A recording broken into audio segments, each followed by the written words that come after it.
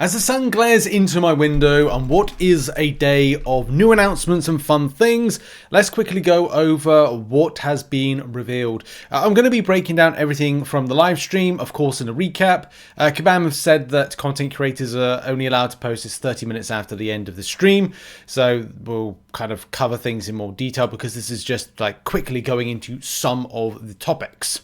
Gentle and Okoye are going to be two fantastic new champions coming into game. I'm looking forward to seeing what Kabam have got in store from their rotations. Both champions on the face of it look formidable and fun, but we're yet to find out more info on damage potential and maybe utility. And even though it's pre the live stream when I'm actually recording this, it is highly likely that Okoye has a shock based element to her damaging debuffs, which I think I've actually seen as some early kind of access stuff from Kabam. There'll be a lot of questions starting this month and going into next month. How many revives, health potions, and as well units are going to be applicable for some of this content? Something that I've been hinting at, especially in the previous videos of this week, is that you will likely need units to get through some of the most tedious content. Now, if you're super skilled, fair play, but if you're the average Joe like myself, then you will find that this will test, I think, your, especially if you're free to play, farming of units. And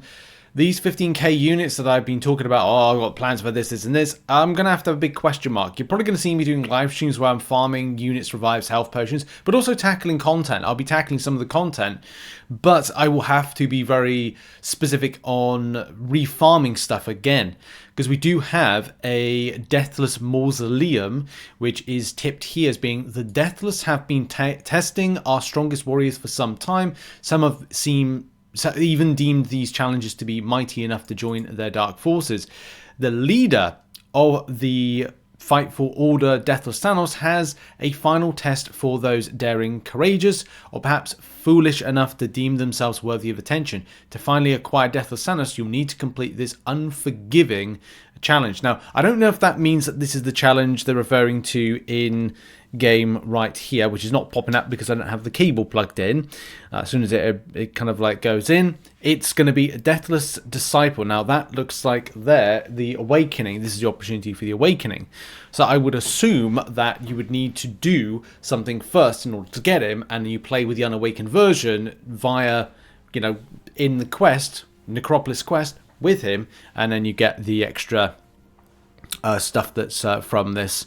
Therefore, completing the saga itself, the 10th anniversary completion saga, and getting yourself tier 7 basic. And this is, by the way, prior to release of the live stream, because I don't know what's going to be in it.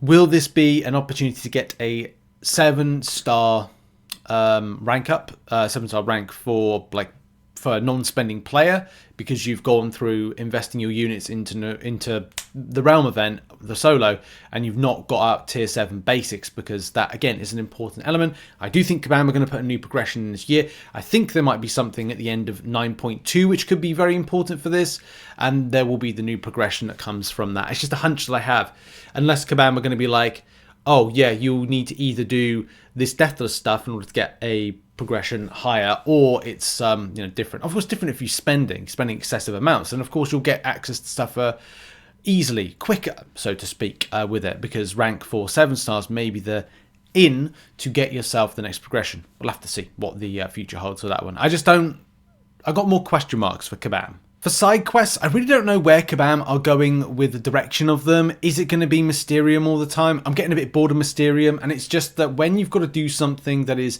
overly repetitive, or it's something that's not new and fresh, which unfortunately in the world of MCOC, you got to keep it new, you got to keep it fresh. I know some people like Mysterium, and I know Kabam are going to change the Trader's Outpost. I'm just getting a bit bored with the whole process. And I know a few people that haven't even done their chronoversary, and that comes to end, I think it is next week. If you look at over the past, some of the different quests, Kabam have gone away from a certain type of model of execution with side quests, that they're not as complex. That's a good thing, by the way. I'm not knocking that, but it's just are these side quests now? Side quests or side events in MCOC, are they very much like this? With the likes of Omega Days, those were cool things. Will Kabam do easygoing ones for the first start of the year? Then we'll start seeing the more kind of spicier, interesting, different ones where they've got little side kind of things to them. The Royal Hunt, for example, I like that. I like that concept. I mean, it was something you could bypass, but I think it's each to their own with what they like and don't like about the game. I just want to see more things like Omega Days, the Royal Hunt, but I do appreciate maybe Kabam want to start off light into the year as we see more interesting things. And it seems the return of more endgame content with the Queen's Challenges, with the Deathless hunt like that, and what will be next we'll largely find out next month. Get farming them units, people, you're going to need them. We also all know about the Golden Circle rework. We'll probably do a video on that next week, doing some comparisons. Also, the Summoner Sigil will be relaunching as a monthly subscription service. Don't know what that is. I'm still non-spending. I am thinking about what the future will hold. We'll have to see what they advertise for the money, because effectively people want to see bang for their buck, and also, you know, if they could have something that is appetizing to those that may be willing to spend, you know, $10 a month, so to speak, £10, whatever, €10. At least if they got something good back from it, then that could be quite nice ongoing, but we'll have to see, especially because Golden XP is actually within there, and I'm keeping up to date wherever I can with some of the XP stuff, but if you're a spender, you're able to get access to the next level ups, or the level ups in general, quicker than most. In theory, we have to wait and see how Kabam are kind of putting in more XP and how that's done. But I've been trying to keep up to date as much as possible. I do have some catch-up work to do, Necropolis 9.1. But effectively, hopefully in the next month or two, I should be there. And we should be, you know, in a good place on the channel for streaming that particular stuff. Anyway, Summoner's Choice information will be dropped as well, or you see it. We did actually cover that on the MCN this morning, so hopefully you've kept up to date with like how Kabam are doing that. We'll do a separate video looking at the process for that if there's anything extra to add.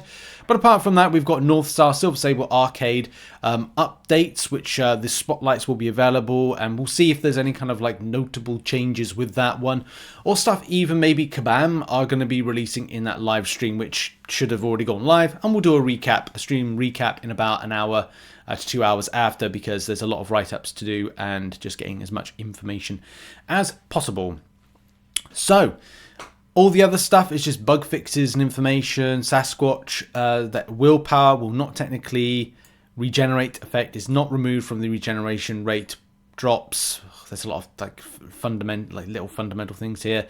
Count Nefaria could activate his evade despite being hit by an opponent's attack, thus being unable to attempt a well-timed block. There's a few others as well. Fixed the issue with Bullseye, where tapping the block input while being struck by Bullseye would disable his guaranteed crits. Didn't notice that.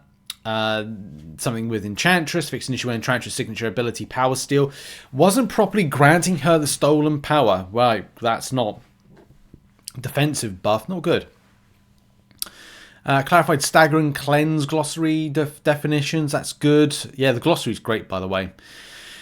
Fix an issue with incorrect energy amounts being disabled in Alliance War and Alliance Quest. There's loads of other things as well. I'm not going to read them all off. You can go and read them for yourself if there's anything there that stands out to you and anything we might need to dissect.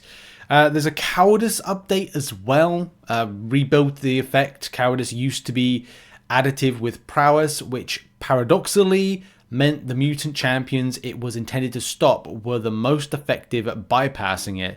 Now cowardice is applied at the end of the calculation after all prowess is tallied up. So it's a buff to cowardice using champions. Off the top of my head, the Mega Sentinel with a pre-fight, well, not pre-fight actually, with no pre-fight I think it is, so you start off with cowardice on rotation.